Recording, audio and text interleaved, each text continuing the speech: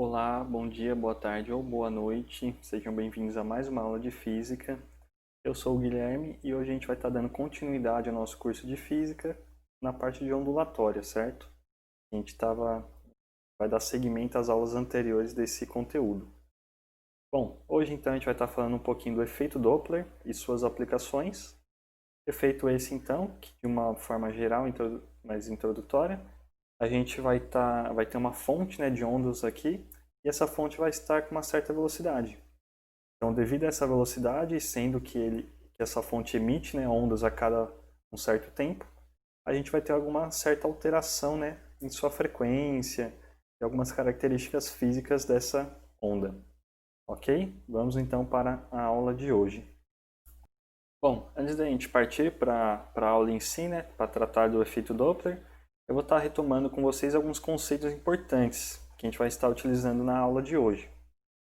Bom, o primeiro deles então é a de fontes de ondas isotrópicas. Vamos analisar nessa imagem aqui abaixo.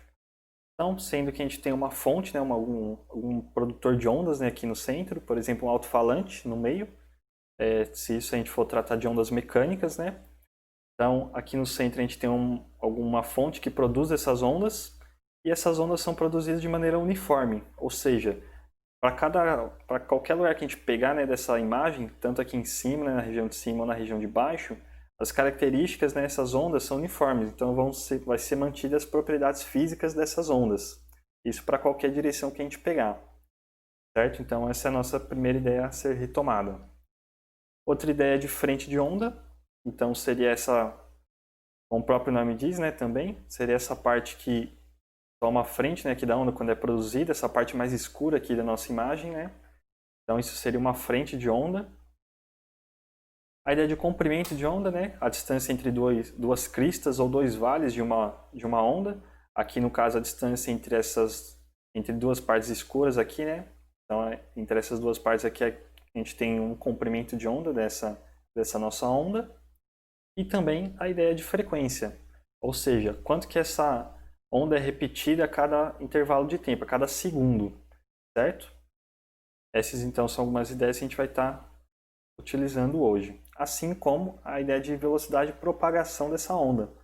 Então, se a gente tem um comprimento de onda aqui, a gente sabe em quanto tempo ela se repete, a gente consegue obter a velocidade com que ela se propaga, ok?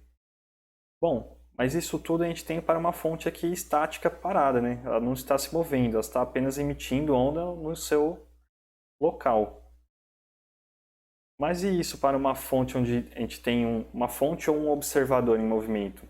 Aqui a gente tem um gifzinho, né, de um carro parado, ele começa a buzinar e ele começa a andar, certo? Com uma certa velocidade, buzinando ainda, né, mantendo a buzina acionada. O que acontece, né? Tal como a gente viu na imagem do primeiro slide. Então a gente vai ter uma mudança aqui nessa frequência, tanto nessa primeira parte aqui, ó, onde as frentes de ondas vão estar mais próximas, tal como aqui a gente vai ter uma diferença devido às frentes de ondas vão estar mais afastadas. A gente vai estar calculando, né, vai estar entendendo isso fisicamente e matematicamente daqui para frente. Ok? Mas antes de a gente partir para a parte mais legal, né, que são as contas, vamos então dar uma olhada mais histórica sobre o efeito Doppler. O efeito Doppler, então, ele foi previsto em 1842 pelo Christian Andrés Doppler, mas foi confirmado apenas em 1845. Isso com o cientista Henricus. No experimento de Henricus, ele juntou um grupo de músicos, né, de trompetistas, que estavam em uma locomotiva. Isso então eles definiram um certo trecho e eles iriam estar tocando alguma música durante esse trecho. E do lado de fora, né, esperando a passagem dessa locomotiva, estavam alguns músicos, eles apenas para escutar, né, para poder entender, perceber se realmente ia ter alguma alteração, como previa Doppler na época, né, na frequência dos instrumentos desses trompetistas. Então, e isso foi, conforme eles foram passando, né, vamos imaginar aqui por essa imagem que a locomotiva seria esse pontinho aqui, e os trompetistas tocando, emitindo essas ondas sonoras em cada instante. Os músicos do lado de fora, né, iriam verificar que haveria sim uma mudança nessa frequência, né, dos pontos aqui, do ponto na esquerda, A gente teria esse alargamento, né, dessas frentes de ondas e aqui a gente teria essa maior proximidade, alterando a frequência dos instrumentos, certo? Isso então é o efeito Doppler. Bom, efeito esse, né, que é um fenômeno físico no qual há alteração, né, das ondas devido a um movimento relativo. Isso entre a fonte e o observador, e ou o observador. Aqui no caso a gente tem na primeira situação que uma fonte se move, né, tal como a locomotiva, e os músicos parados do lado de fora. Mas pode ocorrer também o inverso. Pode ser que a gente tenha uma fonte, né, parada, estática, e o observador do lado de fora esteja em movimento. Também ocorre o efeito Doppler nessa situação. A gente vai estar analisando agora em diante, daqui para frente, essas duas situações. Consideremos agora então nossa primeira situação, uma fonte em movimento.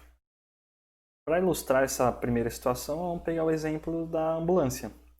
A ambulância, acho que todo mundo já percebeu, né? Quando ela passa pela gente, a gente consegue identificar uma diferença no som da sua sirene. Então a gente vai ter aqui dois observadores, o A e o B. Então o A ele vai estar a ambulância já vai ter passado por ele, e no observador B a ambulância vai estar se aproximando dele, certo? Aqui a gente tem as frentes de ondas, né? Ó. Aqui a gente consegue ver o comprimento de onda vai ser maior nessa situação perto do A, e o comprimento de onda vai ser menor aqui perto do B, certo? Bom, isso aqui acredito que vocês entenderam o que está acontecendo aqui, né, fisicamente. Vamos agora para as continhas, parte mais legal. Vamos então considerar para o primeiro observador o B, então no qual a ambulância está se aproximando dele. Se a gente for calcular, né, utilizar aquela equação da velocidade de propagação dessa onda, a gente vai ter que a onda aqui que chega em B, né, vai ter um comprimento de onda lambda 1, que é esse lambda aqui, diferente desse lambda do A, e uma frequência no qual ele vai estar observando essa onda aqui, certo? Devido à velocidade da fonte, da ambulância no caso. Essa expressão a gente pode reescrever assim, né? Como V dividido por lambda 1 igual ao F0. Só que a gente precisa considerar, né, justamente a velocidade da ambulância, porque é devido a essa velocidade, né, da fonte que a gente vai ter essa alteração nos comprimentos de ondas e na frequência. Isso a gente consegue fazer matematicamente também dessa maneira. A velocidade, então, vai ser a velocidade da onda menos a velocidade da fonte, esse V1, que vai ser igual ao lambda 1 vezes a frequência real. Esse FRE é a frequência real. Essa frequência é a frequência no qual o observador, tanto A quanto B, estaria observando se a ambulância estivesse parada. Então seria a frequência, né, da sirene que eles estariam identificando com a ambulância parada. Isso também a gente consegue reescrever nesse outro formato, né, de uma divisão. Lambda 1 igual ao V menos V1 dividido por FRE. O lambda 1 a gente tem nas duas equações, podemos substituir essa de baixo aqui na de cima. A gente acaba chegando nessa primeira equação em verde aqui. O F0, a frequência ao qual o observador B vai estar identificando a sirene, vai depender da velocidade da onda, esse V aqui. Isso uma razão, né, da diferença da velocidade da onda menos a velocidade da fonte, a velocidade da ambulância. Isso vezes a frequência real. Um fato legal, né, uma coisa curiosa de a gente identificar aqui, é que a gente cai no caso que a gente tratava antes, né, de uma fonte estática, se a gente considerar o VF igual a zero. Ou seja, se a gente considerar esse VF aqui igual a zero, a gente vai ficar vai ter, né, V dividido por V, a gente vai ter 1, valor de 1. Isso vezes o FRE, a frequência real. Então, a frequência real que o observador B vai estar identificando é a mesma que vai estar sendo emitida pela sirene. Não vai ter alguma alteração nessa frequência. Isso tudo, então, que a gente fez é para o observador B. Só que o mesmo procedimento, né, a metodologia que a gente teve aqui, é válido para o observador A. Tanto que vai ser uma tarefa aqui para vocês. Encontre essa expressão aqui para o observador A, ok? Não é difícil, é apenas seguir o mesmo procedimento, né, que eu fiz aqui para o observador B. O que a gente vai ter de diferente vai ser o sinal aqui. Para o observador B a gente tem o sinal de menos e para o observador A a gente tem o sinal de mais. Aqui, se a gente for parar para pensar, né, a velocidade que essa diferença aqui, né, da velocidade da onda menos a velocidade da fonte, essa diferença vai ser a velocidade relativa que vai provocar essa alteração na frequência da onda, que vai justamente alterar o comprimento de onda e a frequência que vai estar observando aqui o B, certo? Assim como a gente vai ter aqui que essa soma das velocidades vai estar alterando a frequência para o observador A, ok? Então, fica como tarefa para vocês encontrar essa expressão aqui de baixo para o observador A.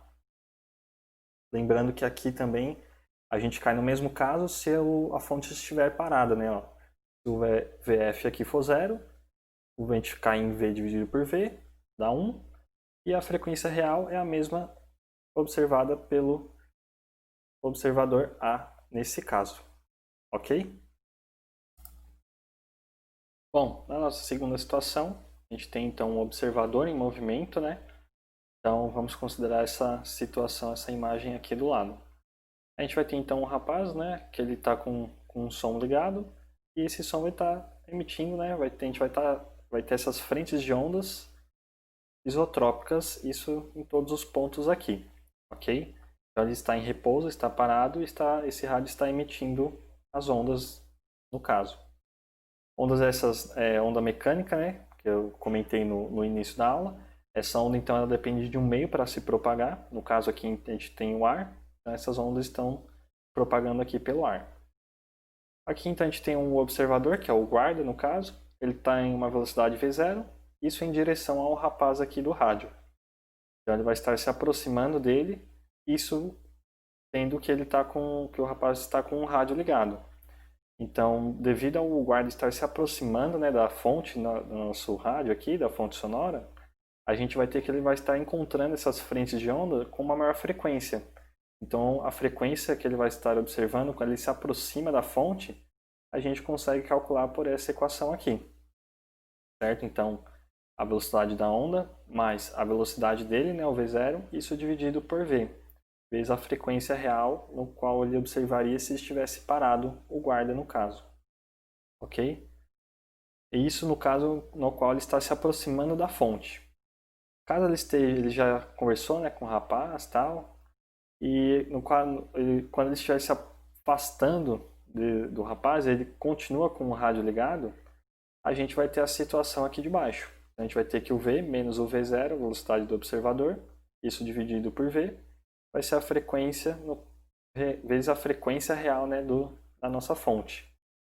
Isso porque, conforme ele está se afastando, né, ele está na mesma direção e sentido aqui da velocidade, né, de propagação dessa nossa onda, ele vai estar encontrando cada vez menos frentes de ondas, com uma frequência menor do que ele estaria se estivesse se aproximando. Então ele vai estar identificando um comprimento de onda aqui maior, né, entre essas duas frentes de ondas, e uma frequência também menor do que ele observaria normalmente. Ok? Então, essas duas equações também são válidas para essa situação. Isso também para um observador em movimento, né? Então, aqui a gente tem a fonte estática, né, parada, e o observador em movimento. Essas duas equações aqui, eu não fiz as demonstrações, né, dela, como eu fiz para o observador B na outra situação, mas eu aconselho vocês a fazerem. É bem interessante. São os mesmos procedimentos que eu fiz no outro slide. Não muda basicamente nada. Os mesmos procedimentos, né? Você vai considerar a velocidade do guarda, a velocidade da onda do rádio aqui, né? E vai estar substituindo uma equação na outra. A ideia é a mesma, certo? Bom, de uma forma geral, então, considerando tanto o observador quanto a fonte em movimento, a gente pode ter essa situação aqui. Essa nossa equação geral da alteração da frequência devido ao observador ou à fonte em movimento. A gente pode ter o caso em que os dois estão se movendo. Aqui no caso, se o skatista, né, o rapaz aqui quisesse fugir do guarda por alguma razão, a gente teria essa situação aqui. Então, se ele estaria se afastando, né, a gente teria alguma situação dependendo do sinal aqui, e conforme ele estaria se aproximando, a gente também teria a outra situação dessa equação aqui, certo? Então aqui a gente consegue ver que tem os dois termos, né? Tem o termo de cima aqui, referente ao observador, aqui no caso o guarda, e o termo aqui de baixo, referente à fonte, aqui no caso o rádio, ok? Ver isso tudo vezes a frequência real do nosso sistema, ok? Então, agora a gente vai partir para algumas aplicações. Uma aplicação importante e interessante, né, do efeito Doppler, então, é o redshift, ou desvio para o vermelho. Consideramos então essa situação da animação aqui embaixo. A gente vai ter uma galáxia ou uma estrela que vai estar emitindo radiação, né, vai estar emitindo luz, e a gente vai estar observando essa luz aqui da Terra. Bom, essa luz então, o que que é? Uma onda eletromagnética. Até então a gente estava tratando de ondas sonoras, né? A sirene da ambulância é uma onda mecânica, uma onda sonora. O rádio, né, daquela situação do guarda também é uma onda sonora, uma onda mecânica. Só que o efeito Doppler também é válido para ondas eletromagnéticas, que é no caso do redshift. Ou seja, essa onda então ela não vai precisar de um meio para se propagar, tanto que ela se propaga no próprio espaço, né? No caso daqui da galáxia e da estrela. Essa onda eletromagnética, então, a gente tem um espectro bem amplo, né, da comprimento de onda e da frequência, né? Então a gente vai desde das ondas de rádio, né, micro-ondas, infravermelho. Aqui nessa faixa mais colorida é que a gente dá um zoom, que é o espectro da luz visível. São as cores que a gente consegue enxergar. Abaixo tem o ultravioleta, o raio-x e o raio gama, raios gamas. E aqui a gente tem os comprimentos de onda, né, correspondente a cada um desses tipos de ondas. Bom, o que ocorre aqui então? Devido à velocidade, né, dessas estrelas ou dessas galáxias, a gente vai ter que essa luz que a gente vai estar observando aqui da Terra vai sofrer essa alteração, tal como a gente viu nas ondas sonoras. Então a gente vai ter que se a luz, isso a gente consegue ver devido ao espectro da luz. Se a gente tem um corpo que não tem alguma alteração, né, na sua produção dessa luz, a gente tem que essa luz ela tem um comportamento padrão, de certa forma. Então a gente sabe como que esse espectro deveria ser se um corpo estivesse parado, não sofreria alguma alteração física em seu movimento ou sua composição, ok? Como a gente tem um corpos em movimento aqui, né, as estrelas ou galáxias nessa situação, a gente vai ter que o espectro vai ser um pouquinho diferente. Na mesma situação que a gente tem para as ondas sonoras, a gente vai ter esse alargamento ou esse comprimento, né, do comprimento de onda. Se aqui a gente olhar para o espectro, né, ó, conforme a gente vai avançando desde da luz visível indo em direção à onda de rádio, a gente percebe que o comprimento de onda vai aumentando. Então a gente vai ter uma tendência aqui para o vermelho. O mesmo vale aqui para os raios gamas, né? Conforme a gente vai tendendo para o lado esquerdo desse nosso espectro, a gente vai estar chegando perto dos raios gamas com o comprimento de onda diminuindo. Isso é, se aproximando do azul. Nessa imagem aqui de cima, acho que fica mais claro um pouco. Isso, se a gente tem a fonte aqui, né, nesse ponto P4, ela vai estar emitindo essas frentes de ondas, A1, A2, A3 e A4. E se a gente tiver um observador aqui desse lado direito, ele vai estar observando que essa luz que essa fonte aqui emitiu, vamos considerar que seja uma estrela, por exemplo, vai estar tendendo para o vermelho, porque vai estar se afastando dele. E aí algum observador nesse outro ponto do lado esquerdo vai perceber que ele vai ter uma alteração no comprimento tendendo para o azul. Isso devido à estrela, né, que está se aproximando desse observador, que aqui no caso a gente chama de blue shift e o redshift do lado direito. Ok? Isso é bem interessante porque na astronomia a gente consegue utilizar esse conceito para entender que o universo está se expandindo, né? Então, claro que tem outros fatores que interferem nisso, tá? A radiação cósmica de fundo, que eu não vou entrar em detalhes aqui, mas esse é um dos pontos que a gente consegue entender como que o universo está se comportando, né? Se ele está se expandindo, como a gente acredita com algumas provas, né, que a gente tem hoje em dia, ou se ele está se comprimindo para um ponto, certo? Esse então seria uma primeira aplicação. Outra aplicação então dessa ideia, né, do efeito Doppler, então a gente tem uma aplicação na medicina. A gente consegue identificar, né, a velocidade do fluxo sanguíneo também por essa ideia. Então se a gente tem um aparelhinho aqui, que a gente tem um transmissor e um receptor, né, de ondas, então esse transmissor vai estar transmitindo ondas aqui para os nossos glóbulos vermelhos, né, ele tem na ilustração. Então essa onda incidente, né, vai interagir com esse glóbulo vermelho, que vai estar a uma certa velocidade aqui, Vs. Devido a essa velocidade, como a gente viu, a gente vai ter alteração nessas características dessas ondas incidente, ou seja, no seu comprimento de onda e na sua frequência. Essa diferença vai ser, essa onda, né, vai ser refletida desse nosso glóbulo vermelho e vai ser recebido aqui pelo esse receptor azul do nosso aparelhinho.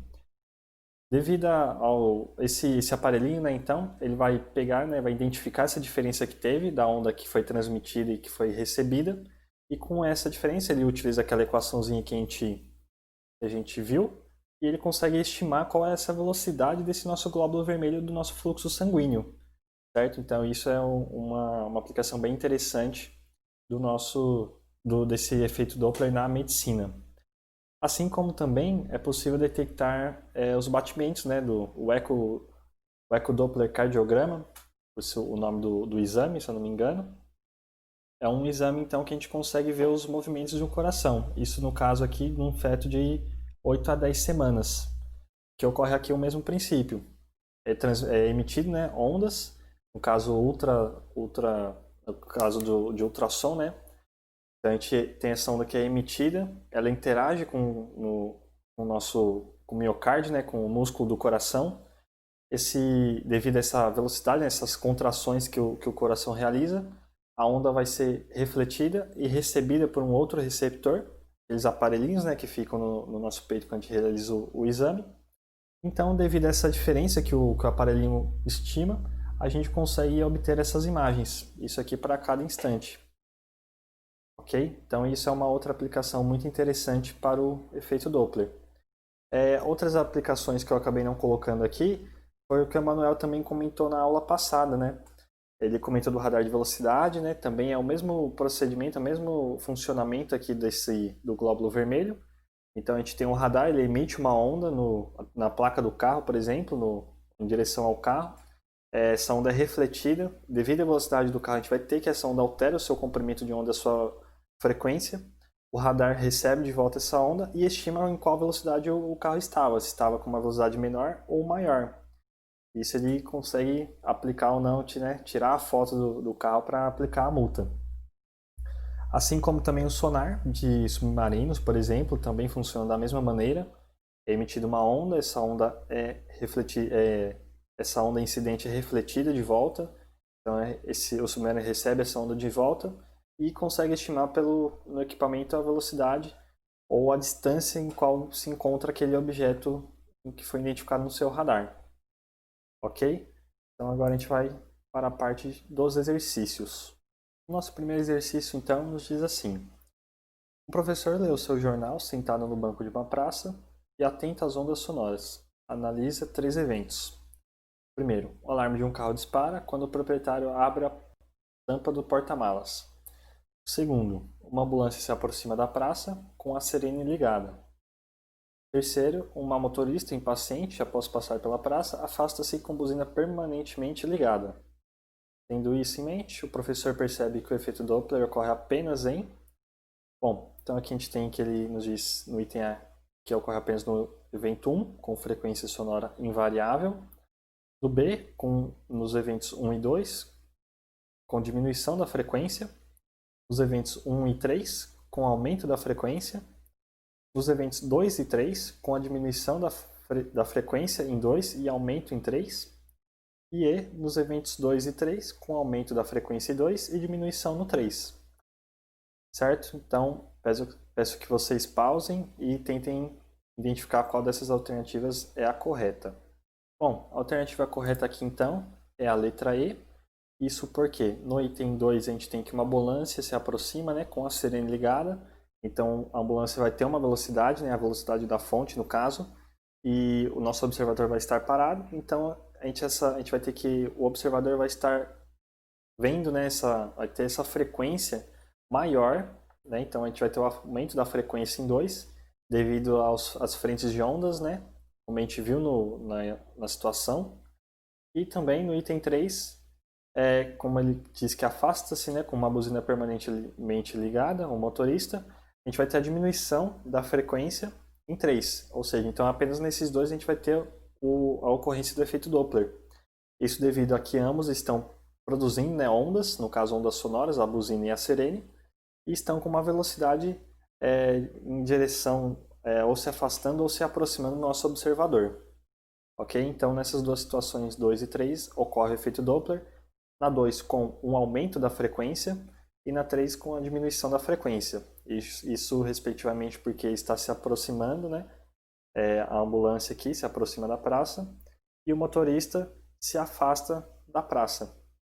Ok? No exercício 2, então, a gente tem a seguinte situação. Emanuel esqueceu de renovar sua CNH e, ao passar por uma blitz, percebeu que o policial iria pará-lo e deu início assim à fuga. Douglas e Renan, saindo do banco, identificam o possante de Emanuel, se aproximando deles. Emanuel então avista os dois e começa a buzinar para ambos, mantendo então a buzina acionada ao passar por eles e ao se afastar deles. Sabendo que Emanuel está a 120 km por hora, a frequência da buzina é de 800 Hz e a velocidade com que a onda, né, a onda sonora da buzina se propaga é de 340 metros por segundo, calcule.